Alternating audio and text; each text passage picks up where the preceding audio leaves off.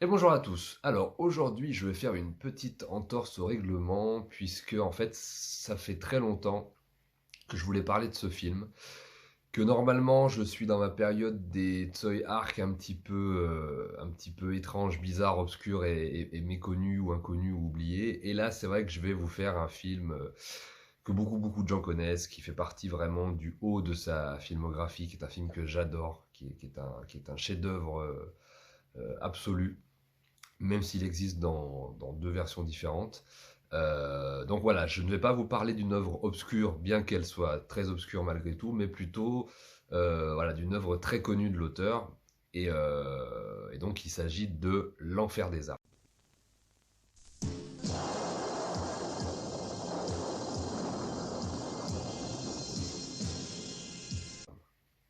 Donc L'Enfer des Armes, réalisé donc par Tsui Hark en 1980, suite à ses deux premiers films, donc Butterfly Murder en 79, suivi de Histoire de cannibale.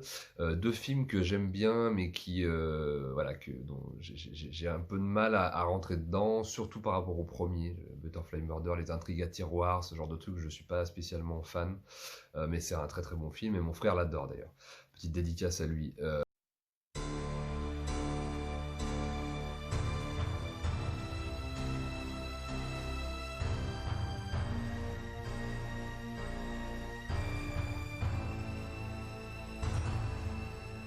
Que le film existe dans deux versions différentes, qui étaient sorties à l'époque chez HK Video, d'abord en cassette, puis ensuite en DVD collector dans la trilogie du chaos, donc évidemment les trois premiers films de Tsuyark, les deux premiers dont je vous ai parlé, donc Butterfly, Murder, Histoire de cannibale, et celui-là, donc L'Enfer des Armes, et L'Enfer des Armes, donc il y a eu deux versions différentes du film, puisqu'il faut savoir qu'il y a eu une première version voilà, Director's Cut faite par Tsuyark. Et il y a eu il y a eu de la censure, il y a eu des coupures, parce que le film en fait est très très euh, viscéralement critique contre la colonie hongkongaise et aussi contre les Chinois qui vivent au sein de cette colonie. C'est lui qui m'a volé ce poisson. Il y en avait pour $1 demi. Espèce de menteuse. Faudra le prouver que c'est mon chat qui a volé votre poisson pourri. Mon chat, il mange pas n'importe quoi. Et mon linge, c'est peut-être vous qui l'avez volé. Quoi? Votre linge? Mais j'en voudrais pas pour faire le ménage de votre linge. Oh, alors pourquoi je vous l'aurais volé? Oh, vous dites ça, mais en réalité, vous êtes jalouse. Moi jalouse? Parfaitement. Parce que chez moi, tout le monde est bien habillé. Alors que chez vous, ben, c'est pas le cas. En tout cas, si je revois votre chat rôder près de chez moi, il fera pas de vieux os, croyez-moi. Donc c'est vraiment la peinture de Chinois vivant dans une colonie ultra-capitaliste, et c'est aussi critique envers le système colonial que les Chinois qui y vivent. Donc c'est en ça que le film est très intéressant, et c'est pour ça que d'ailleurs que le film n'a absolument pas marché, et parce qu'il était beaucoup trop critique envers la société hongkongaise et la société chinoise au sein de cette colonie hongkongaise. Donc le film a été remonté, coupé, censuré, et moi c'était la première version que j'avais vue évidemment à l'époque, où ils ont rajouté en fait une espèce d'intrigue politique avec avec sur fond de trafic d'armes, etc. D'où le titre français du film. Mais en fait, la vraie version du film était aussi disponible. Enfin, la version Director's Cut était disponible dans le coffret, et moi, c'est vraiment ma version préférée. Alors, malheureusement, à Hong Kong, ils ont la fâcheuse tendance à pas conserver les scènes qu'ils ont tendance à couper pendant le film, c'est-à-dire qu'ils se débarrassent des négatifs originaux une fois que le film est coupé. Ils coupaient les négatifs, et en fait les négatifs étaient jetés à la poubelle. Et je sais plus comment, mais à l'époque Metropolitan avait retrouvé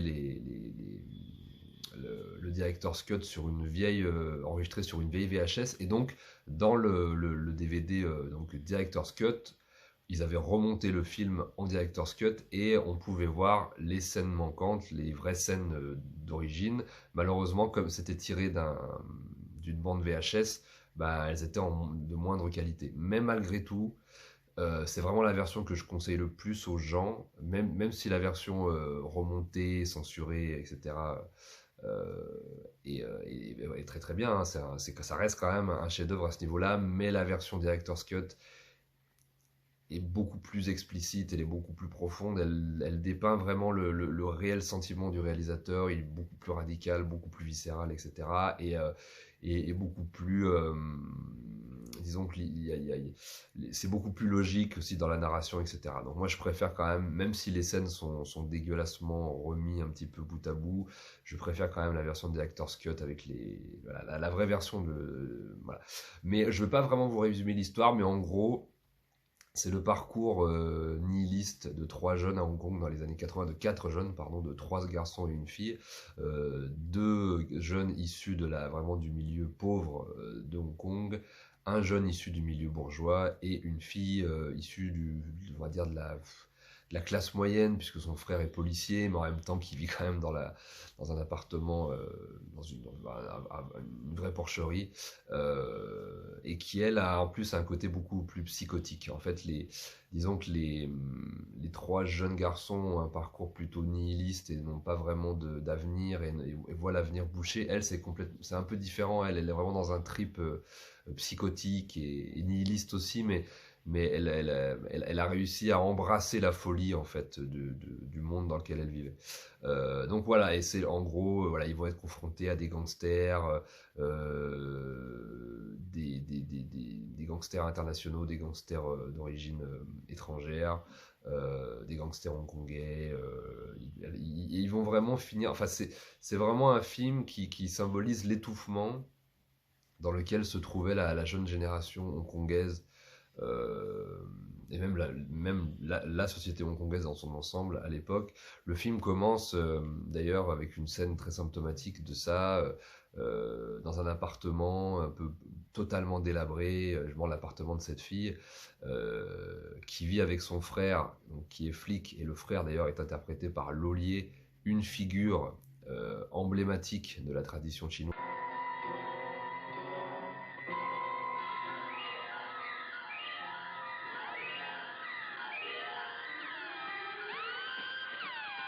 Mais qu'il a un rôle de flic, une sorte qui va voir les prostituées, qui est systématiquement ivre-mort, qui s'occupe pas de sa sœur, qui a renoncé à tout, et ça symbolise aussi ça symbolise aussi le film, à travers ce personnage, nous dit aussi que les institutions traditionnelles ont renoncé aussi. Et,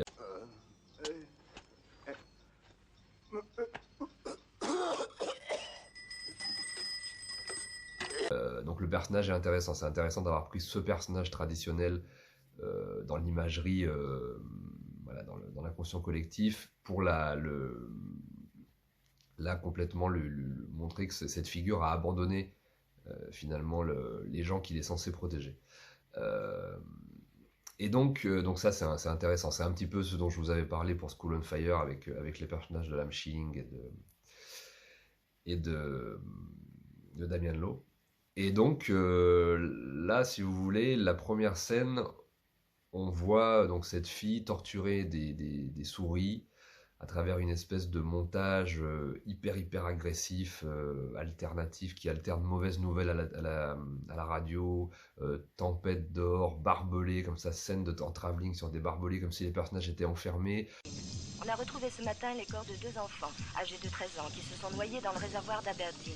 On suppose que ces 2 enfants jouaient imprudemment sur le mur du barrage, et c'est de là qu'ils seraient tombés. Enfermés, la symbolique de la roue, toujours, donc il y a une espèce de cage à souris où les souris grouillent comme ça partout, ce qui représente un petit peu la ville de Hong Kong, et en même temps il y a une souris qui fait de la roue, qui fait du surplace, pour symboliser aussi la société chinoise, etc. Donc c'est très symbolique, c'est très bordélique, et en même temps ça dit beaucoup sur l'état d'esprit, on va dire, caché de la société des Chinois de Hong Kong de l'époque.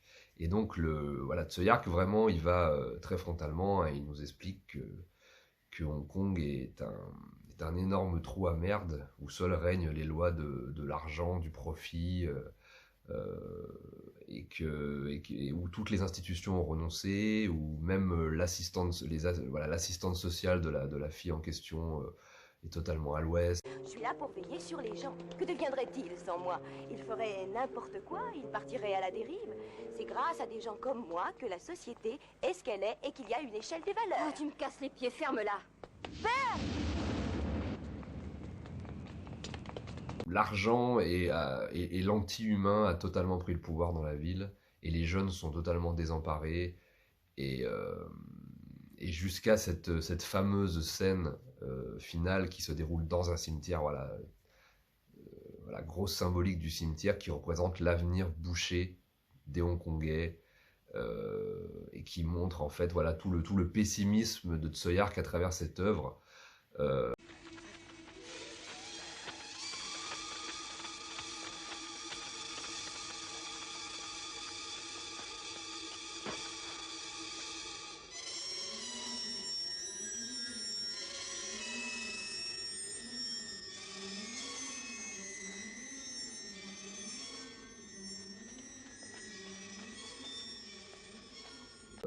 Voilà, Tsui Hark, je pense, est plus qu'un réalisateur de Hong Kong.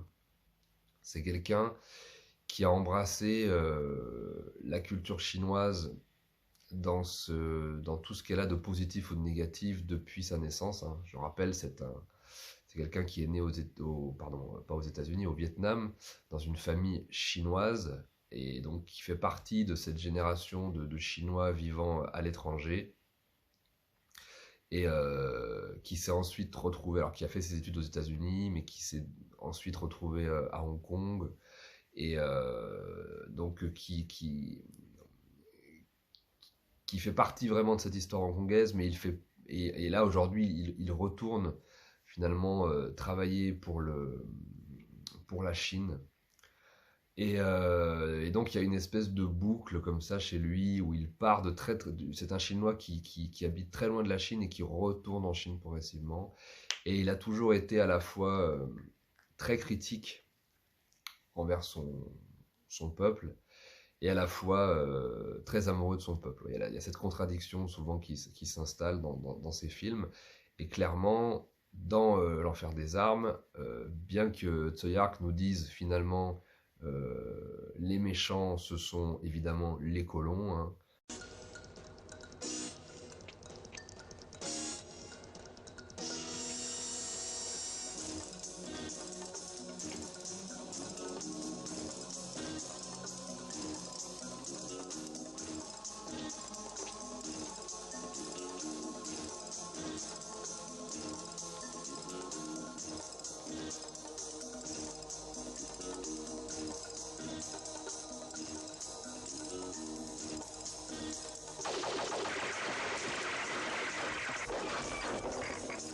Donc il est très critique envers cette colonie anglaise, cette société chinoise qui se structure au sein d'une colonie, au sein d'un monde ultra-libéral, ultra-capitaliste. Écoutez, vous devez avoir de bonnes raisons de faire ça, mais tous ces gens ne sont que des touristes qui nous apportent des devises, et si nous voulons qu'ils reviennent... La ferme!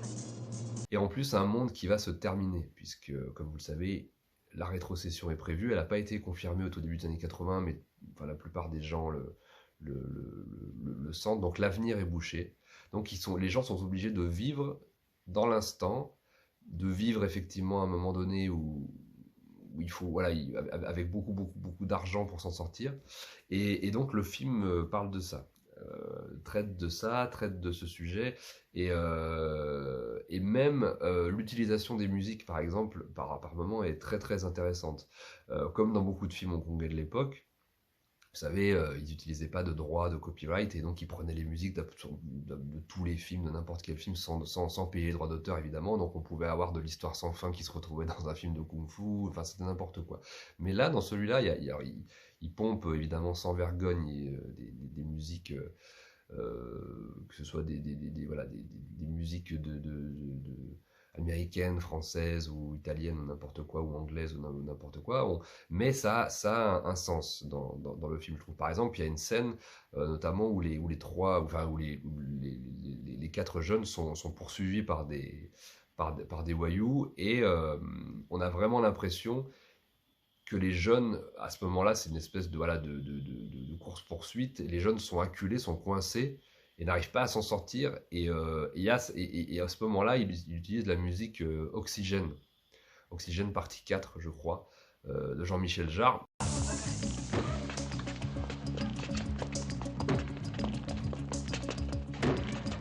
Pearl, attrape!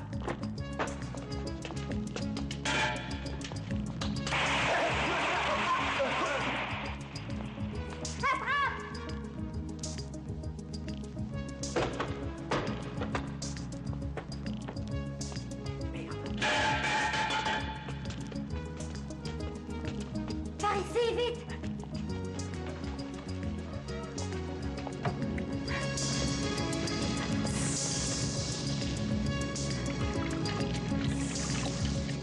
Et en plus de ça, Tsuyark, c'est rarement, donc comme je le disais, attelé au genre du polar. Et L'Enfer des armes est vraiment le film qui représente comment dire, le côté négatif, le point de vue négatif que Tsuyark avait par rapport à la ville de Hong Kong. Alors que Time on Tide, qui est un petit peu son, on va dire, l'autre côté de la pièce, c'est tout le contraire. C'est un film qui est profondément optimiste, qui naît où du chaos peut naître quelque chose de beau. Finalement, Time on Tide, c'est un petit peu l'inverse, quoi, l'antithèse de L'Enfer des armes.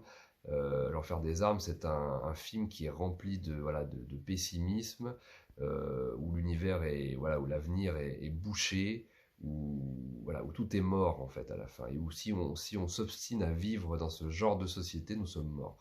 Alors que dans Time on Tide, il y a un vrai message d'espoir. Le film est chaotique au possible, et de ce chaos, à la fin, il y a une naissance, hein, il y a une scène où il y a un enfant qui naît, et c'est en fait le film. C'est-à-dire que Tsuyark nous dit, bon, en plus de ça, Time on Tide a été réalisé après la rétrocession de Hong Kong à la Chine. Time on Tide, L'Enfer des armes, la critique acide de la société hongkongaise de l'époque, où il nous dit si en fait notre espace-temps historique, là où on se situe, ne va nulle part.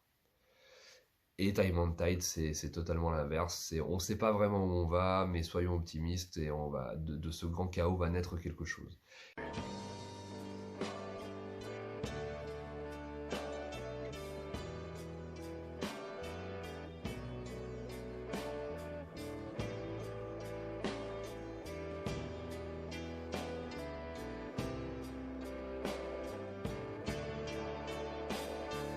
Je vous laisse là-dessus. Ça a été un peu brouillon, je suis désolé, mais c'est très très difficile pour moi de parler de ce film de manière hyper structurée, etc. Parce que c'est un film tellement riche que je m'y perds un petit peu. En tout cas, je vous souhaite une très bonne journée et je vous dis à bientôt. Merci encore.